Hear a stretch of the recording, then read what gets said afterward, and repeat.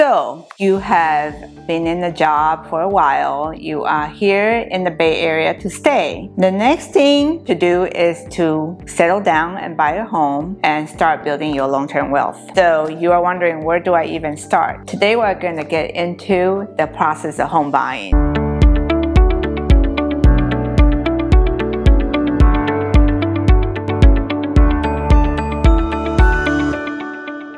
So you probably heard horror stories about buying a home in the Bay Area, how competitive it is, how bad the property condition is, and how much more you have to pay over asking. So today I'm going to demystify the process and give you kind of a long-term vision as to why people buy a real estate here in the Bay Area. Yes, a lot of stories people hear about buying a home here in the Bay Area, to be honest, I have to say are true. It is a very nerve-wracking process to buy a home simply because here in the Bay Area, there's very little developable land. There's no place to expand, especially single-family home, very finite and limited in numbers. Builders, if they could get their hand on a piece of land, they are building high-density housing, such as condominiums and apartments. Occasionally, you will see townhouses being built. Very rarely, you will see single-family homes being constructed, especially within the 5 counties here in the Bay Area. Even the newer construction single-family homes are significantly smaller in lot size compared to a home that's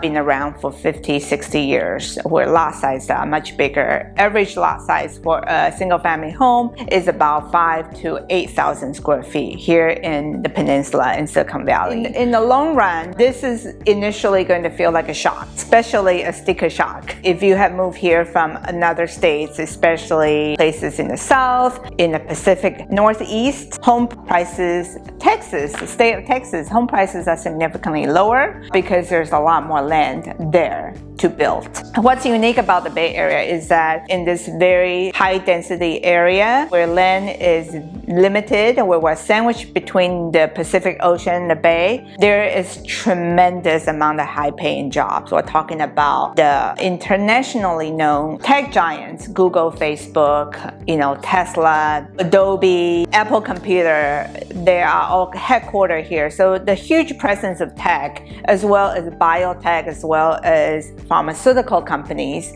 is what contributed to the demand of housing. A lot of high-paying jobs, not enough housing is what caused homes to appreciate. And that's what you probably will be experiencing as a home buyer, is to have to compete against other very qualified home buyers. So I want to just get that out of the way. You will feel like a shock. It does feel like you are putting a lot of money in to buy a very expensive home, and oftentimes the home does need some repair after you even acquire it. Despite the craziness of the market, I have helped hundreds of people get into their home, many of whom have built quite a bit of equity.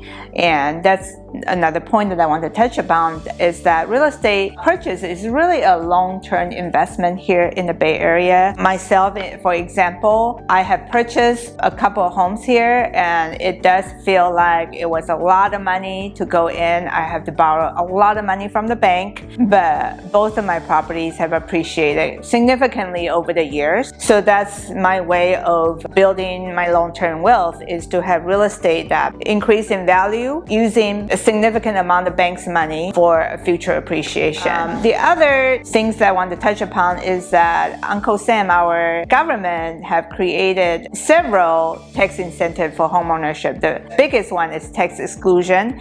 If you are a single person, you will be able to take advantage of $250,000 of tax exclusion when your home appreciates and when you sell. For example, if you purchase a home for $1 million, it increased to 1.25 by the time you sell. That delta of $250,000 as a single person is completely tax-free. You could take that money, either pocket it or move that towards the next purchase. So that's a very good tax incentive for homeownership created by our government. As a married couple, you have $500,000 tax exclusion amount. So that is capital gain amount that is completely tax-free. The other incentive tax-wise is that the California states allow you to deduct up to $10,000 in property tax and mortgage insurance against your income. So do talk to your tax accountant about that. The big idea is that as a result of owning a home, you will be paying effectively a lower income tax because of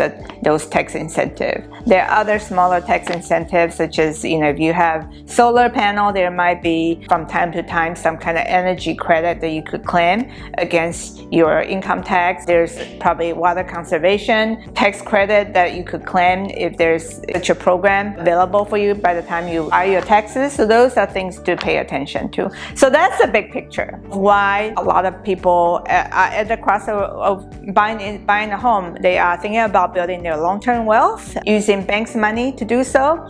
They are obviously thinking about building permanence. Many of my clients are pregnant, ready to start their family, babies are on the way. So that's another great reason why people want to get into a home. They don't want to be in the place of having to pay more rent or being asked to leave because the homeowner, their landlord need to fix their condo. They want to have total autonomy on their home. So that's another great reason. So let's talk about how I work with my buyers. Step one, I usually have a buyer's orientation. We usually do this over Zoom because of the pandemic to limit exposure. And in the buyer orientation, I usually go over tax benefits as a result of home ownership, as well as some of the local market conditions, current market update, current market trend, what are the typical days on the market, what's the average home prices in the pocket of neighborhood they are looking to buy.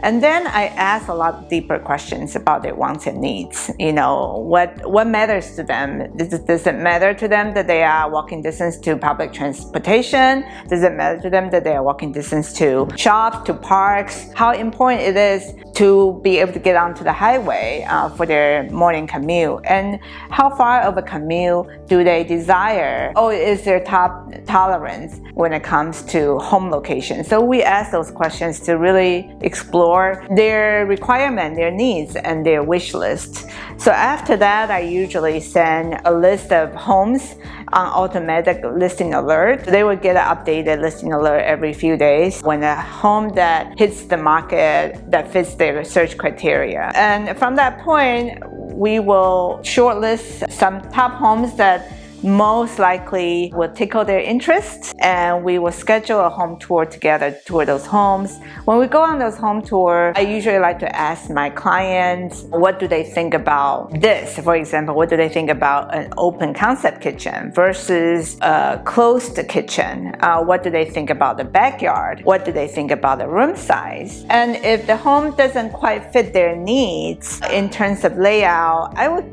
propose some ideas on the simple fixes and repair that can be done to make the home be more suitable to them, and how much that would cost. And so I usually kind of go over those exercises. A lot of single family homes in the Bay Area are older, and they were constructed at a time that have very different needs in terms of people's lifestyle. So these days, people tend to like open concept, to have a home office space. The need of bathrooms have become very important in recent years as compared to 50, 60 years ago. So I usually will kind of go over the home, propose some modifications that can be done, propose the cost of those modifications, and so my buyer can make an informed decision on whether or not this is a home that they still want to pursue. Once we come up with the top homes they would like to pursue, the next step is to really review the disclosure, understand whether there's any big ticket items that shows up on the home inspection report, and what does that mean? Is this something that needs to be addressed right away, or is this something that can wait? So we'll go over the disclosure, we'll go over the inspection findings together.